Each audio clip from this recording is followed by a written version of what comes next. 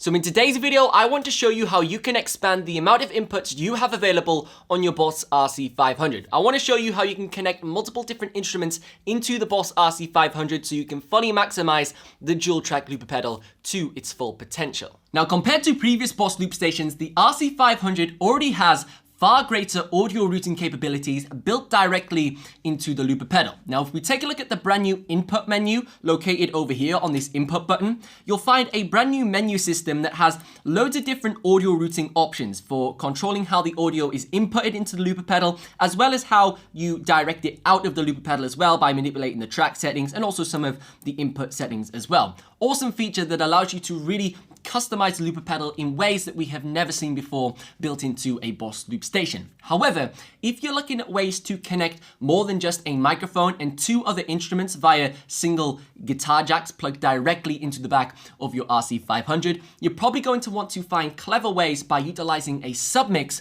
to expand the amount of instruments you can use with your looper pedal.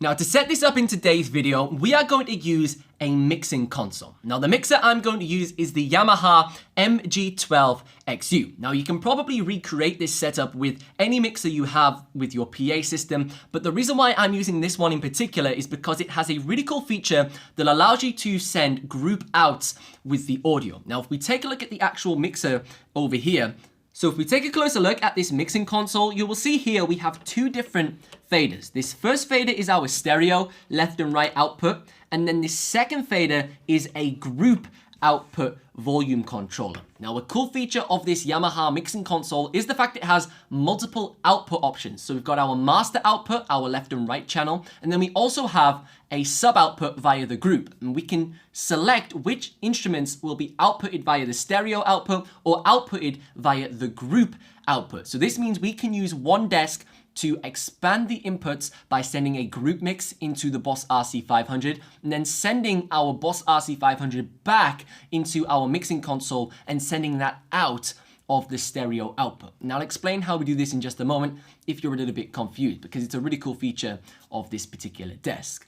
So these are the input and output options we have on the Yamaha MG12XU. So you can see here, we have all of these inputs that we can plug our instruments into, and then we have our group out over here and our master left and right stereo output. So these two connections, these XLR connections, these will go to our PA speakers, and this group 1 and 2 will actually go into our Boss RC-500. So for simplicity, I'm going to color coordinate all of the cables in today's video. So all of the instruments will be inputted via this red style of cable over here into the mixing console. And then any of the audio that's coming into the Boss RC-500 and out of the Boss RC-500, those will be on a gray cable. So before you connect any of your instruments, you want to make sure you turn the gain level down to 0, and also you turn your master channel down and mute it to ensure you don't have any popping or clicking coming through your speakers. So I'm now going to connect 4 different red cables. So this means I could use 4 different instruments via mono. Using these cables here, could connect 4 different guitars, for example, something crazy like that. And now we can go ahead and route this audio into the Boss RC-500. Now I'm going to connect the group out over here with these gray cables. So we'll take the group out cables here. So we've got group out 1 and group out 2. And we can feed this into our Boss RC-500's left and right input.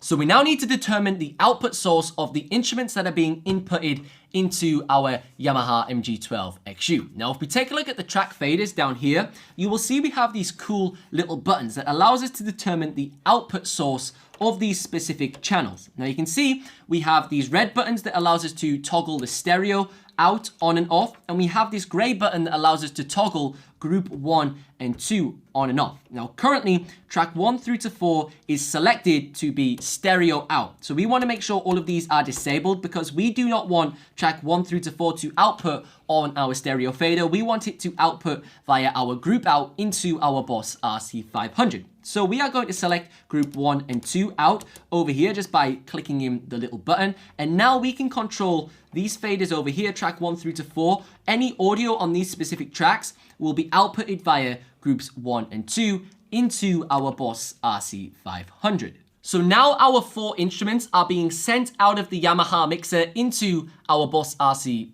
RC-500. So we can now loop with 5 instruments instead of 2 instruments with the Boss RC-500. However, we obviously want to hear the output of our Boss RC-500. Otherwise, we can't hear what we're playing and what we're actually performing. So we're going to want to take the 2 output cables coming out of the Boss RC-500 and connect those into the Yamaha MG12XU. So I'm going to use these 2 connections over here. I'm going to connect the left output to the left input, and I'm going to connect the right output into the right input on my mixer. So now our Boss RC-500 is successfully being inputted into this channel over here. We can go ahead, set our gain, do a little bit of EQing over here. But before we can perform with this setup, we need to determine the output source of this Boss RC-500 channel. So right now, if we go back to our track faders over here, this volume control here will control our Boss RC-500. But currently, it's being outputted via group 1 and 2, which isn't much use because we're going to be outputting the audio back into the looper pedal and it's going to sound absolutely atrocious. So we want to disable group 1 and 2 out and enable the stereo output. So now our Boss RC-500 will output via this red fader over here. So we've maximized one mixer to input our instruments and send that to the RC-500 and then send those instruments back to the mixer and then out of the PA speaker. Super simple setup with one mixer, and there's no need to buy multiple consoles. Now, if you want to learn more about your Boss RC-500, check out the link in the video description down below for my Boss RC-500 Ultimate Guide, a course taking you through literally every single setting on the looper station to help you get the most out of your looper pedal. But as always, I've been Ben Rowlands. Thank you so much for watching. Be sure to like and subscribe to the channel, and I will see you in the next one.